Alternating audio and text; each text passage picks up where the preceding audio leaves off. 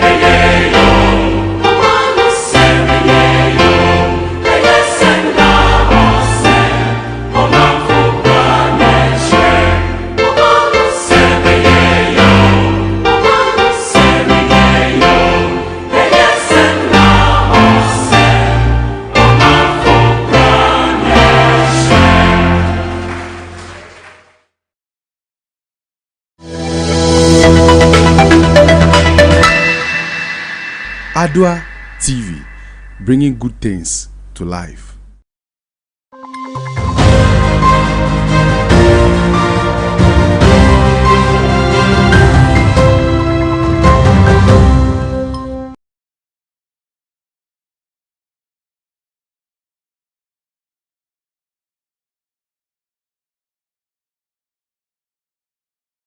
Good morning and thanks for joining us on today's news bulletin. This is the AM News coming to you live from our studios at the John Evans 50th Mills High Street in Accra. We are also streaming live on Facebook at Edward TV Ghana, on YouTube at Edward TV GH, and around the world at edwardnewsonline.com. My name is Jonathan Armah. Now coming up in this bulletin, the Vice President of the Republic of Ghana, His Excellency Dr. Mahmoud Bawumia, has expressed concerns over hikes in fuel prices. We have details to that, including the 3,000 NO subsidized overboard motors procured and distributed to fisher folks. Details to that and more right to the news bulletin. Do stay.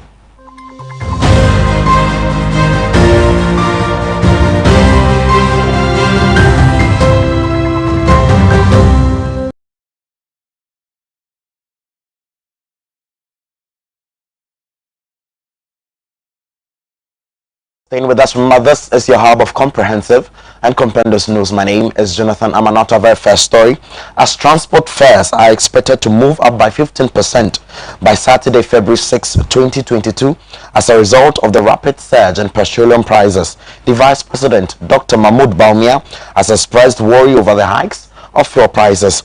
The President says perhaps the time has come for ECOWAS to consult and to have a sub-regional transition plan based on their individual country plan. Ladies and gentlemen, it is estimated that the way in which we produce and use energy accounts for more than 80% of the total greenhouse gas emissions.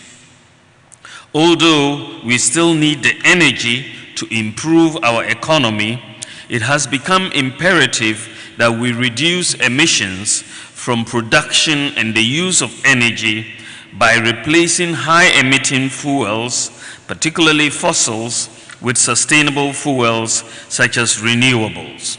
There are many who have said that the petroleum price increase is going to remain at such high levels that we are not going to see any major declines, then how do we as developing countries like Ghana adjust to this new reality if it becomes a new normal of high oil prices and high petroleum prices and its impact on the macro variables in our respective economies?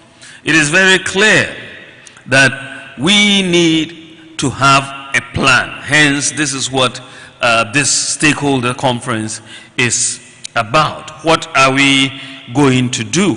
We shall increase the share of modern renewable energy, wind, solar, waste energy, small and medium hydropower, and so on in the national energy mix. Government will also take steps to promote clean energy sources, including biofuels, compressed natural gas, electric hydrogen fuels, and fuels for vehicles, and provide low carbon and highly competitive energy supply to establish Ghana as an energy and e-mobility hub for the West African sub-region. Our sub-region has similar challenges, and as a leader in the provision of energy to our neighbors, any transition strategies adopted by Ghana will have an effect on our sub-regional neighbors. I am therefore encouraging the Ministry of Energy to extend these consultations to our regional stakeholders, to incorporate the risks and opportunities the transition offers us as a group. It is also perhaps important for ECOWAS to begin to consult on the need for a sub-regional energy transition plan based on our individual countries' plans. As chairman of ECOWAS, President Nana Addo Dankwa Akufo-Addo will champion this initiative of ensuring that the West African sub-regional area makes the best out of the global energy transition. Chief executives and directors of departments and agencies, national energy.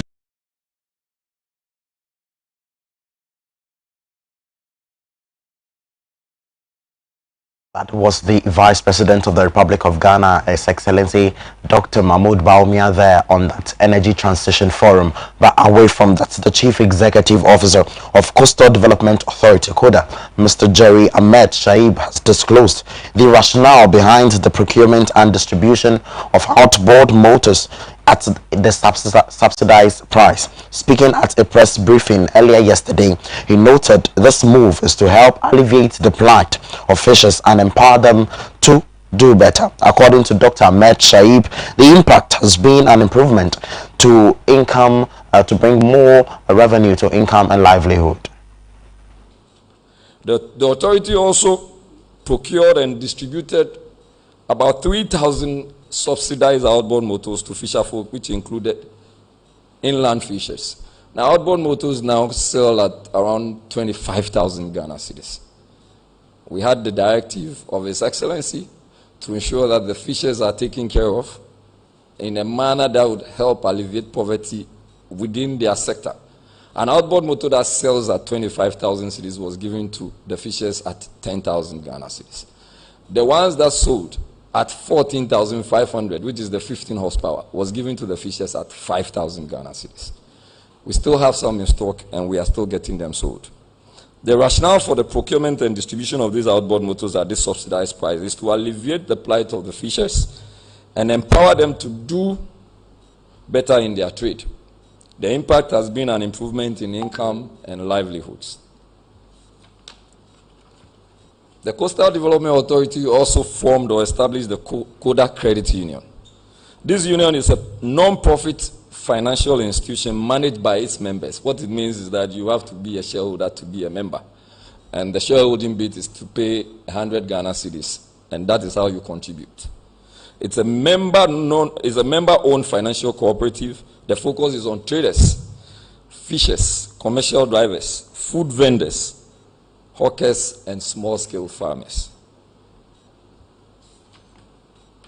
we can tell you that the very recent batch of the union members that took some money were very excited in taking same, especially when it was close to the festivities. So if you give somebody 2,000 cedis to go and engage in some business, which hitherto the person would not have even had 500 Ghana cedis. All the person needed was 500 Ghana cedis. That was a leap in the person's life. And that was what Coastal Development Authority did.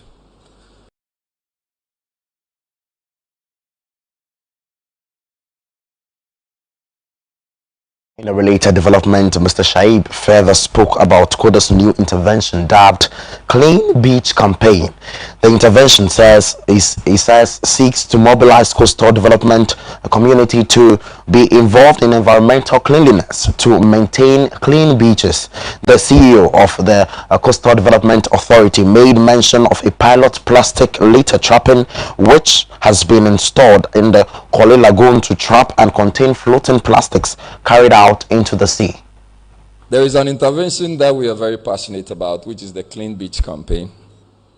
This intervention seeks to mobilize coastal communities to be involved in environmental cleanliness and provide basic infrastructure and facilities to maintain clean beaches with linkages for value addition in partnership with the Coastal Conservancy Organization, a local NGO, and the Center for Coastal Management in the University of Cape Coast.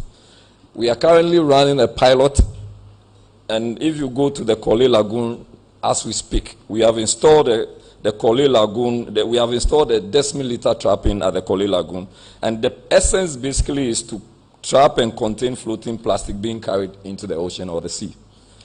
I'm sure when you see the pictures, you would marvel. So this was just when we got the litter trapping installed.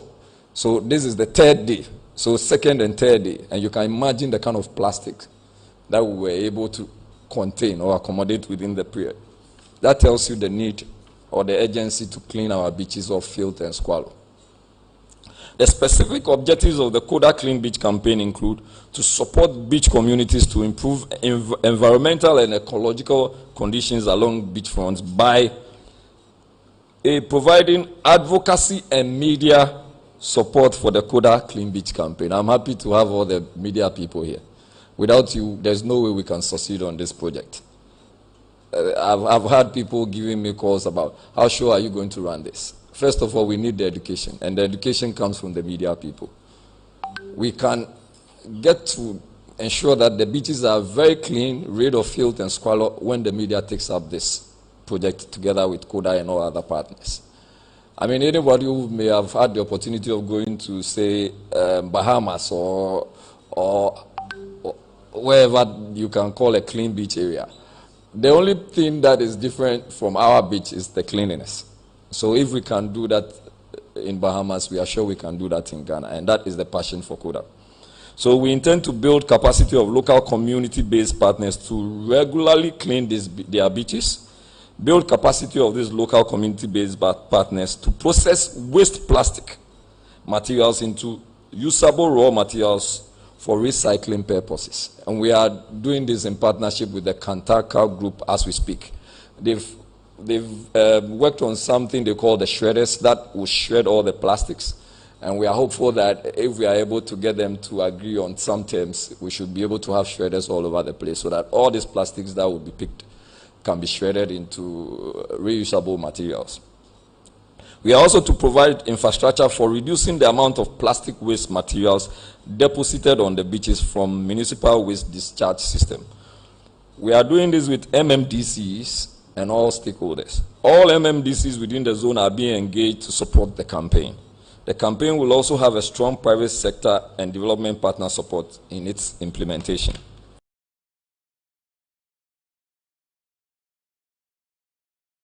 That was Chief Executive Officer of the Coastal Development Authority, Mr. Jerry Ahmed Shahib, giving us new updates, fresh development on happenings around the coastal area on coastal development. Well, we'll stick and stay on the matter to give you more as and when development unfolds in that state. But away from that, let's move to Parliament, where Speaker Armah Kingsford Bagman has once again bemoaned the performance of parliamentarians, indicating that all other members of the rule of the state, chiefs among others, that he does not do business with, are not happy with the nation's parliamentarians. According to the Speaker, the House is a chamber for serious business and not for jokes. He charged that the House ups its game. When the Speaker is talking, members are also talking. Speakers are heard in silence for good reason. And as I read this formal statement, you come to understand why I have said what I have said.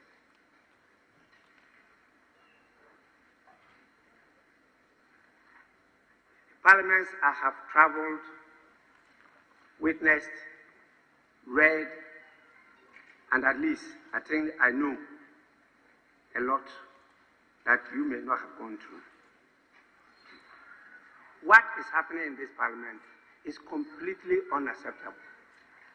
And I'm not sure you have appreciation of the temperature of the country. Neither am I sure you know the arduous nature of the responsibility that have been placed on your shoulders.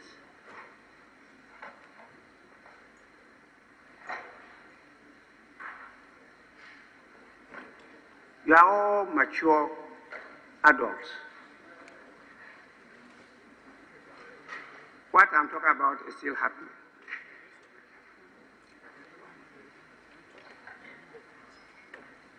The Marshal Department, get ready. I'll be compelled to get a marshal to get people arrested and sent out.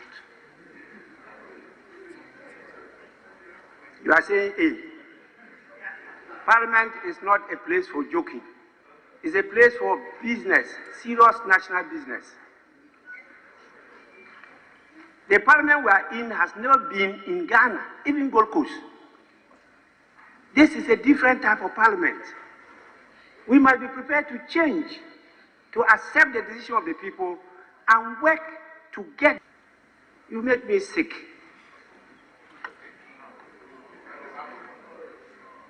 Will you shut up? You rule out of order in the House.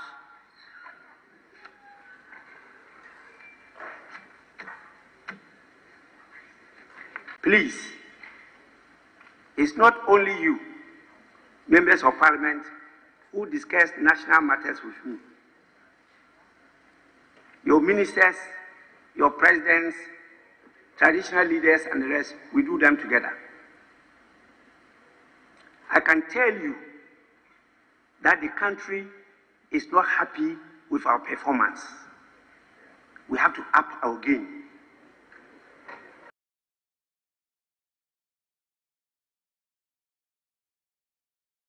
Well, there you have it. That was Ghana's Speaker of Parliament, Armah Kingsford Bagman, charging parliamentarians to up their game and not take a house of business, the Parliament House, as rather to be said, house for jokes. Well, in that same vein, Speaker of Parliament, Right Honorable Kingsford Bagman has bemoaned decision of First Deputy Speaker Joseph Osei-Wise to dismiss a motion to constitute a bipartisan committee to probe into government's COVID-19 expenditure.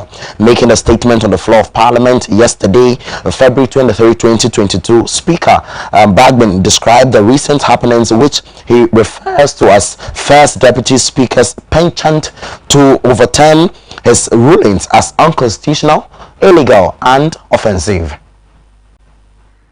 Have occasioned the need to make this statement and provide clarity and some perspective on some of the issues raised on the floor yesterday.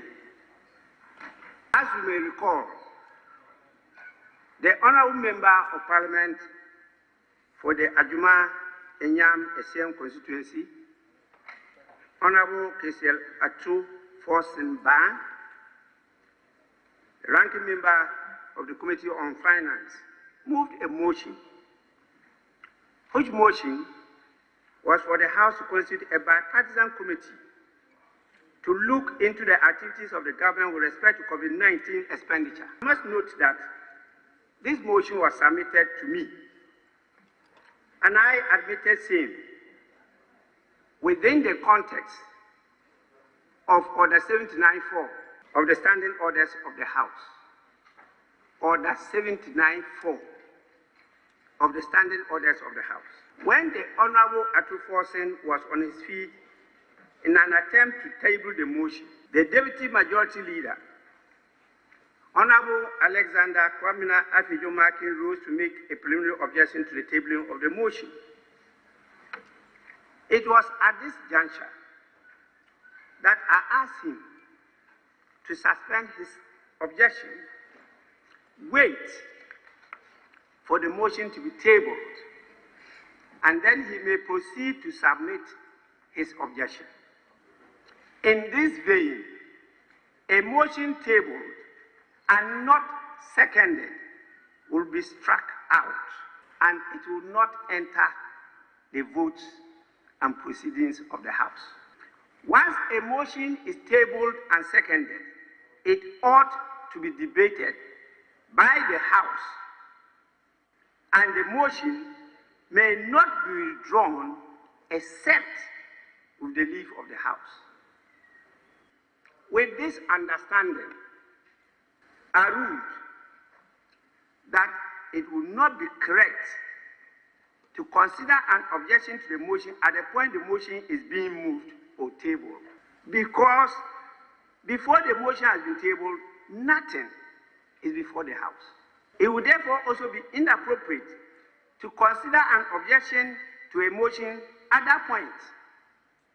That was the spirit of my ruling, wherein I asked the Deputy Majority Leader to suspend his objection and raise it after the motion has been tabled.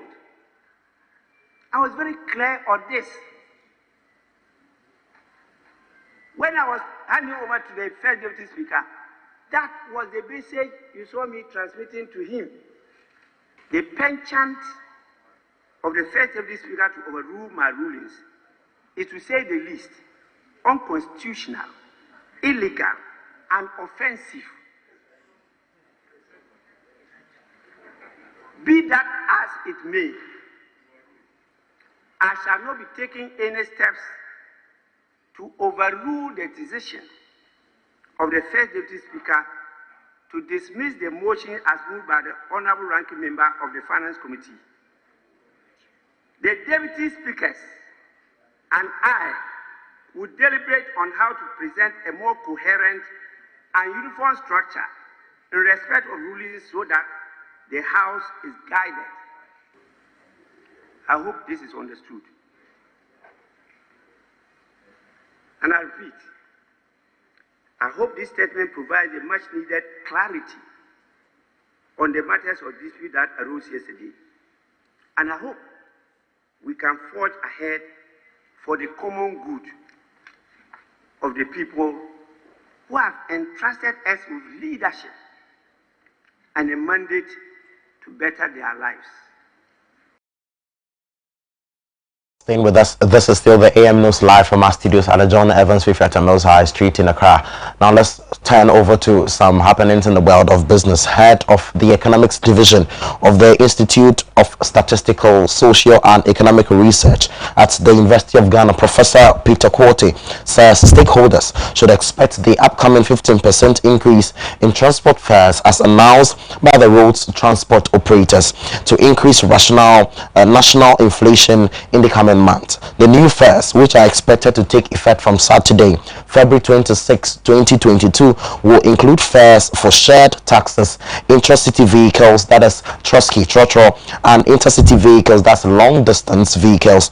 Speaking in an interview on the situation, Professor Quartey noted that rising inflation is being experienced across the world, but charged the government to introduce policies to cushion Ghanaians.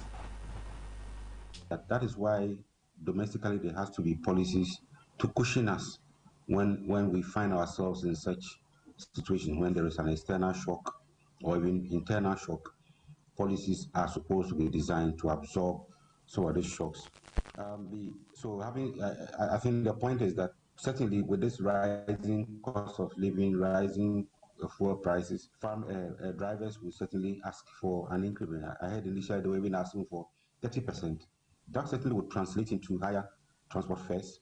But then if you look at the weight in terms of the non-food basket, you find that transport accounts for the weight is about 10%, 10.1% from 2019 to 2021.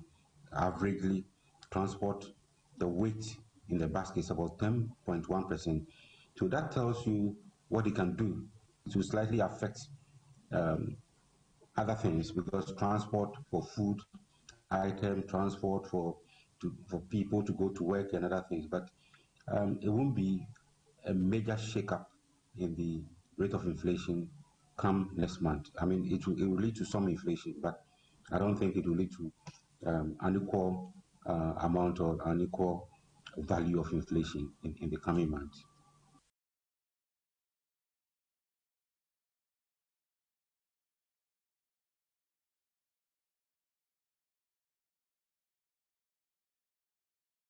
That was an admonishment of to Ghanaians to be very much expectant of an increase in price of trotro that's coming Saturday. So Ghanaians are supposed to be expectant of the matter.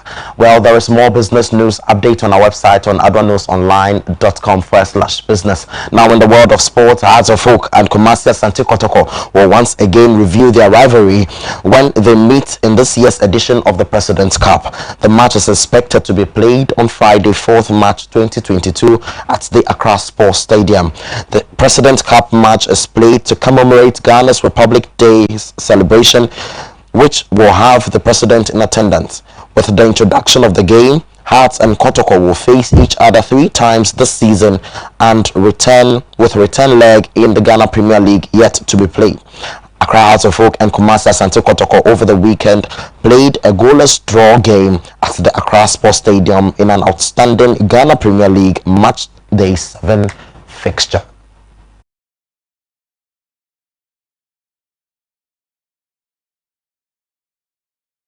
Exciting note with a profound victory in the coming days for the Accra Hearts of Oak. This is how far would come to you with the AM news right from our studios at the John Evans Fifiata Mills High Street in Accra. For more news, do well to log on to our website on adwanewsonline.com. On today, my name is Jonathan Armah. Have a safe morning and enjoy the rest of our programs. Good morning.